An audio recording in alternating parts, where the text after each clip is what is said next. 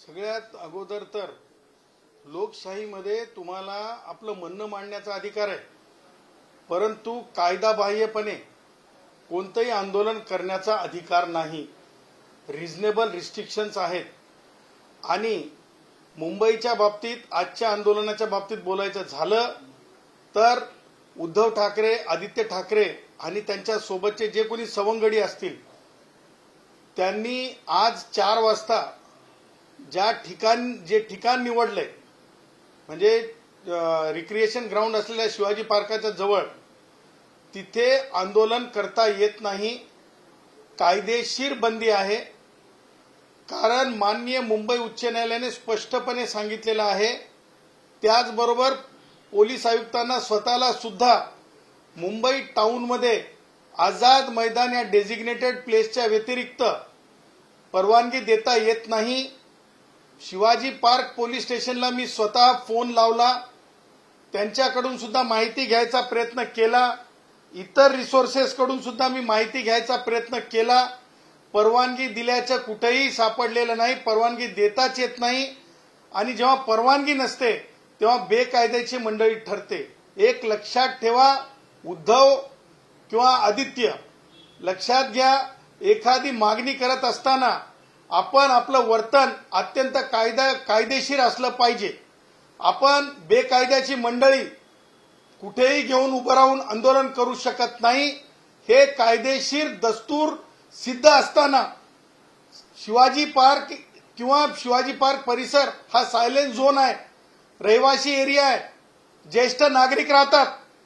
तुमच्या म्हणजे पॉलिटिकल जे उड्या मारायच्या त्या पॉलिटिकल उड्यांसाठी आजचा रविवार लोकांच्या विश्रांतीचा दिवस, तो दिवस सुद्धा तुम्ही निवडून म्हणजे लोकांची जे विश्रांती भंग करणे, सायलेन्सचा भंग करणे, बेकायद्याची मंडळी एकत्र येणे, ह्या सगळ्या गोष्टी अपराधिक आहेत. आणि म्हणून माझं असं म्हणणं आहे की शिवाजी पार्क पोलीस स्टेशनचे वरिष्ठ पोलीस निरीक्षक त्याचबरोबर पोलीस आयुक्तांनी तातडीनं, कारण लक्षात घ्या नंतर काय होते माहितीये का, कुणावर तरी छोट्या मोठ्या माणसावर गुन्हे दाखल होतात. आणि ही मला म्हणायचं नाही, मोठे मासे यांना काही होत नाही. सामान्य कार्यकर्ता भरडला जातो, त्यांना जे आहे कायदेशीर फ्राय होतात. त्यामुळं उद्धव ठाकरे आणि आदित्य ठाकरे यांनी यापूर्वी सुद्धा म्हणजे काही दिवसापूर्वी सुद्धा मुंबईत बेकायदा ठिकाणी आंदोलन करण्याचा प्रयत्न केलाय. आता सुद्धा बेकायदा आंदोलन करण्याची त्यांनी घोषणा केली. त्यांना पावबंद करा, गुन्हा दाखल करा, वेळ प्रसंगी त्यांच्या कायदेशीर मुसक्या बांधा. कारण ते कायद्यापेक्षा मोठे नाहीत. वर्गीकरणासाठी आंबेडकरवादी जर आझाद मैदानासमोर येतात तर तिथे जर त्यांच्यावर गुन्हे दाखल होत असतील तर हे कोण असे लागून गेलेत? लाडसाहेब आहेत का? हे कायद्यांना हे नाहीये का? आंबेडकरी मुलांवर गुन्हे दाखल होतात, हे लाडसाहेब ठरलेत का? यांना कोणती पदवी आहे? त्यांना कोणता वेगळा अधिकार आहे? यांच्यावर गुन्हे दाखल झाले पाहिजेत. पोलिसांनी ह्या बाबीला लाईटली घेता कामा नाहीये. माझी पोलिसांना विनंती आहे. आणि म्हणून मी पोलिसांना सुद्धा पत्र दिलेलं आहे. त्या पत्रामध्ये मी स्पष्ट केलेलं आहे, म्हणजे पोलीस आयुक्तांना पत्र दिलंय आणि वरिष्ठ पोलीस निरीक्षकांना सुद्धा पत्र पाठवलंय. आम्ही सांगितलंय सायलेंट झोन आहे, रिक्रिएशन ग्राउंड आहे. आणि वेलकम ट्रस्ट विरुद्ध युनियन ऑफ इंडिया ह्या केसमध्ये माननीय मुंबई उच्च न्यायालयाने मोजक्याच जागा हे केलेल्या आहेत, नोटिफाईड केलेल्या आहेत. त्या जागांपैकी ही जागा नाही आहे. त्याचबरोबर सर्वोच्च न्यायालयाने अमित शहानी विरुद्ध पोलीस आयुक्त या केसमध्ये स्पष्टपणे सांगितलेलं आहे, आंदोलन करण्याचा अधिकार आहे, परंतु ते जरी असलं तरी जागा किंवा मैदान निश्चित काळासाठी किंवा प्रशासनाच्या पूर्व परवानगीशिवाय तुम्ही व्यापू शकत नाही. आणि म्हणून ह्या दोन्ही गोष्टी म्हणजे कंटेम्प्ट आहे. त्याचबरोबर गुन्हे संहितेमध्ये सुद्धा तो गुन्हा आहे.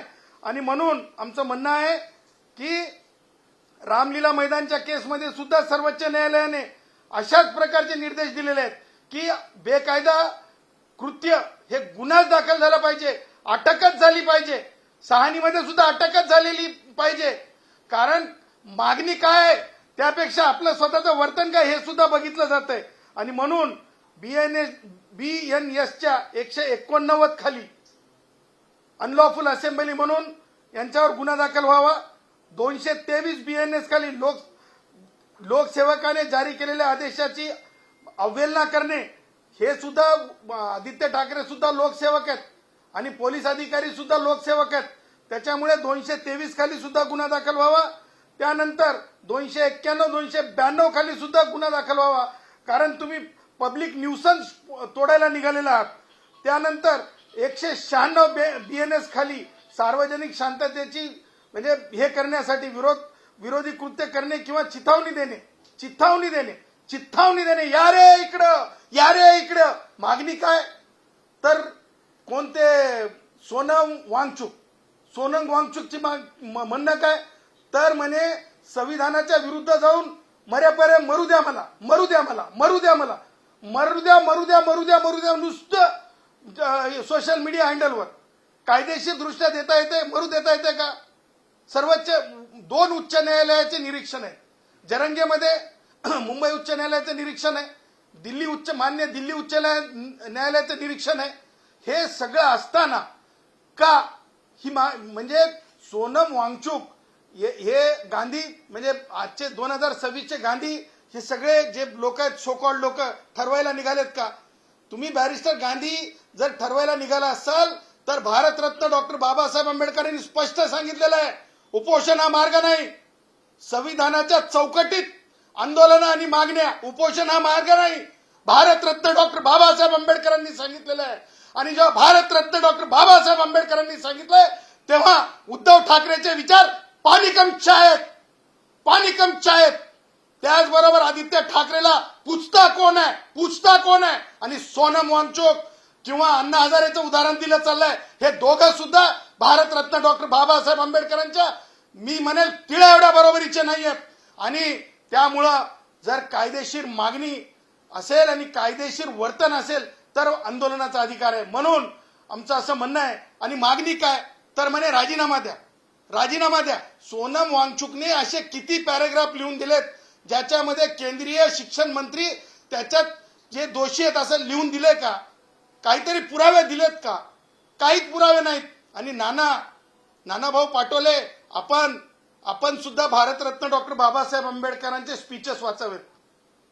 आवश्यकता आहे आता ते स्पीचेस वाचण्याची. आणि त्यामुळं ह्या प्रसंगाला मला हे सांगायचं आहे की उद्धव ठाकरे आणि त्यांचं अपत्य आदित्य ठाकरे या दोघांना कायदेशीर मुसक्या बांधा. आणि जर पोलिसांनी ह्या प्रकरणामध्ये सायलेन्स भूमिका घेतली, सायलेंट राहिले, ह्या प्रकरणाला मी तडीस नेणार आहे. कायदेशीर ह्या प्रकरणाला पुढे नेणार आहे. हे मी आवर्जून सांगत आहे.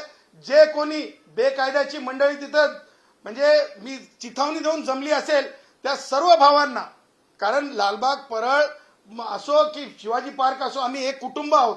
त्या सगळ्या युवकांना मी सांगत आहे की उद्याच्याला ही माणसं मला यांना मोठे मासे म्हणायचे नाहीत, हे सुटून जातात, हे कायद्याच्या जाळ्यात बसत नसतात. पण आपली सामान्य मुलं कायद्याच्या जाळ्यात बसतात. यांच्यामुळे कायद्याच्या जाळ्यात अडकू नका असं देखील मी आवाहन करत आहे. परंतु तुम्ही म्हणतात की कायदेशीररित्या या सगळ्या संदर्भात लढा देईल म्हणतात तुम्ही. उद्या संसदेचं अधिवेशन सुरू होतंय पावसाळी, आणि त्या पावसाळी अधिवेशनाच्या पहिल्याच दिवशी कॉक्रोच जनता पार्टी जी आहे ती संसदेवरती मोर्चा काढणार आहे. एकीकडे सोनम वांगचुक यांना त्यांच्या प्रकृती अस्वस्थतेमुळे पोलिसांनी सफदरजंग हॉस्पिटलमध्ये ऍडमिट केलं आणि उद्या संसदेवरती हा सगळा मोर्चा काढला जाणार आहे. मला हेच तर म्हणायचंय की कायद्याचे जेव्हा आपण रक्षक असल्याचा दिखावा करतो, आपण कायद्याचे जेव्हा ठेकेदार बनायचा दिखावा करतो, नीटची परीक्षा त्याचा ठेका घेतल्याचा दिखावा करतो, त्यावेळेस आपलं वर्तन मला सांगा, रामलीला मैदान असेल किंवा जंतर मंतर असेल हे डेझिग्नेटेड प्लेस आहेत.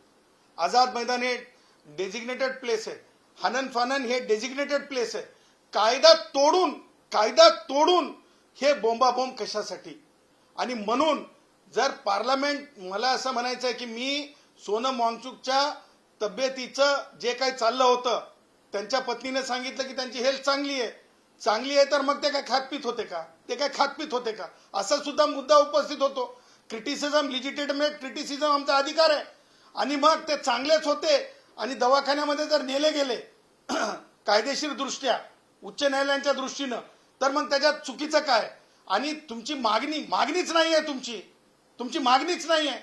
तुम्ही सांगताय का की नीटच्या परीक्षेत काय सुधारणा करावं अशी तुमची मागणी आहे का?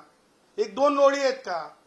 बरं, दुसरी मागणी, तुम्ही असं दाखवायलात का की माननीय केंद्रीय शिक्षण मंत्री यांच्या अखत्यारीमध्ये ही गोष्ट होती आणि त्यांनी चुकले? अरे ते एक्झिक्युटिव्ह डोमेन मधलं आहे. अनिल देशमुखांसारखं तुम्ही दाखवा ना ही चूक होती म्हणून. आम्ही जसं कायदेशीर दाखवलं होतं तसं तुम्ही काहीच दाखवत नाहीयेत. आणि त्यामुळं पार्लमेंटवर मोर्चा नेता येणार नाही, नेऊ नये. नेलं तर कुणी सुटू शकत नाही कायद्याच्या बाहेर, कारण तिथं मान्य उच्च न्यायालय आणि सर्वोच्च न्यायालय. त्याच प्रकारे इथे सुद्धा कायद्याच्या झपाट्यातून आम्ही कुणाला सुटू देणार नाहीत. हे सुद्धा आम्ही उद्धवला आणि आदित्यला डंके की चोट पे सांगत आहोत. यापूर्वी देखील आपण अनेक आंदोलनं जी आहेत ती दिल्लीमध्ये बघितली. CA-NRCच्या विरोधात झालेलं आंदोलन असेल, शाहीनबागच्या संदर्भात झालेलं आंदोलन असेल, त्याच्यामध्ये खरं तर एक वेगळा अजेंडा जो आहे तो सातत्यानं पसरवला जात होता. तशाच पद्धतीचा हा काय अजेंडा या सगळ्या आंदोलनाच्या मार्फत दिल्लीमध्ये पसरवला जातोय का भारताच्या राजधानीत? पहिली गोष्ट डोळस राहिलं पाहिजे. भारतरत्न डॉक्टर बाबासाहेब आंबेडकरांनी निवडणूक आयोग दिलेला आहे. ही काय कॉक्रोच नावाची पार्टी आहे? ही रजिस्टर्ड आहे का? सोशल मीडियावर कुणीतरी एक पेज निर्माण करतंय, त्याला पॉलिटिकल पार्टी म्हणलं जाऊ शकते का? त्याच्यामुळे हे सगळं थोतांड आहे आणि हे विद्यार्थ्यांच्या भावनांवर चालवलेलं इमोशनल ब्लॅकमेलिंगचं राजकारण आहे. आणि त्या दुसरी बाजूला मला सांगायचंय तुम्हाला की तुम्ही जे उदाहरणं दिले की ज्या प्रकारे शाहीनबागचं आंदोलन झालं, शाहीनबागमध्ये एका बाळाचा मृत्यू झाल्याच्या नंतर आमच्या झेन नावाच्या मुलीनं सर्वोच्च न्यायालयाला पत्र लिहिलं होतं. त्यावेळेस माननीय मुख्य न्यायमूर्ती बोबडे साहेब होते आणि त्यावेळेस मान्य सर्वोच्च न्यायालयाने म्हणजे सो मोठं कॉग्निझन्स घेतला आणि त्यानंतर शाहीनबाग तिथून उठवलं गेलं, कारण तिथे एका बाळाचा सुद्धा मृत्यू झाला होता. त्यामुळं देर दुरुस्त. आदित्यला हे कळत नाही का? त्यावेळेस जसं आम्ही म्हणत होतो की बाहेरच्या शक्तीचा हात होता, तपासलं गेलं पाहिजे शेवटपर्यंत. पाकिस्तानी होते का त्याच्यामध्ये? पाकिस्तानी होते का? आणि आता हे काय कॉक्रोच काय चालू आहे? ही भानगड काय केवळ देशासंबंधित आहे की देशाबाहेरच्या शक्तीसोबत आहे? हे सुद्धा आता तपासण्याची वेळ आलेली आहे. आणि सोनम वांगचुक यांच्या सुद्धा मर्यादा आहेत. ते अमर्याद नाहीत, ते कायद्यापेक्षा मोठे नाहीत आणि त्याच्यामुळं हे अशा प्रकारचं राजकारण आम्ही चालू देणार नाही. परंतु आता मात्र अनेक अभिनेत्यांचा, अभिनेत्रींचा आणि कलाकार लोकांचा या सगळ्या सोनम वांगचुक यांच्या आंदोलनाला जो आहे तो सपोर्ट मिळताना पाहायला मिळतं. सोनाक्षी सिन्हा असेल किंवा स्पृहा जोशी असेल, इतर अनेक नेते, अभिनेत्री सगळे समोर येऊन या सगळ्या आंदोलन. सोनाक्षी सिन्हाच्या मिस्टरचं नाव काय? ते मला काय त्यांच्या जातीवर जायचं नाही, पण सोनाक्षी सिन्हाच्या बाबतीमध्ये आता त्यांचे काही पिक्चर चलत नाहीत, काही TRP नाही. पण आमच्या माधुरी दीक्षितांसारखं राहिलं पाहिजे. एक झलक दिखला जा, पब्लिक दुनिया भर की पागल, उसे कला कहते हैं और उसे कलाकार कहते हैं. ये राजनीतिक हथकंडे, ये राजनीतिक क्या कहते हैं डंडे हाथ में लेके फिल्में चलती नहीं है. समझ जाना सोनाक्षी जी, ये राजनीति से कुछ मिलना चलना नहीं है. इससे फैंस फॉलोअर कम हो जाएगा, डाउनफॉल आएगा. कश्मीर से कन्याकुमारी तक संविधान की बात होती है. जो संविधान के दायरे के बाहर जाता है उसे देशवासी माफ नहीं करते हैं. सोनम वांगचुक जी का जो अनशन है वो अनशन संविधान के दायरे में नहीं है, और दायरे में जब नहीं रहता है तो क्या नाम है? सोनाक्षी सिन्हा जी, माननीय उच्च न्यायालयों से आप बड़ी कब हो गई हो? आप बड़ी नहीं हो, इसलिए कानून के दायरे में रहना पड़ता है. यह बांग्लादेश या पाकिस्तान नहीं है सोनाक्षी सिन्हा जी, या बांग्लादेश या पाकिस्तान नहीं है. ये भी डंके की चोट पे हम सुना रहे हैं.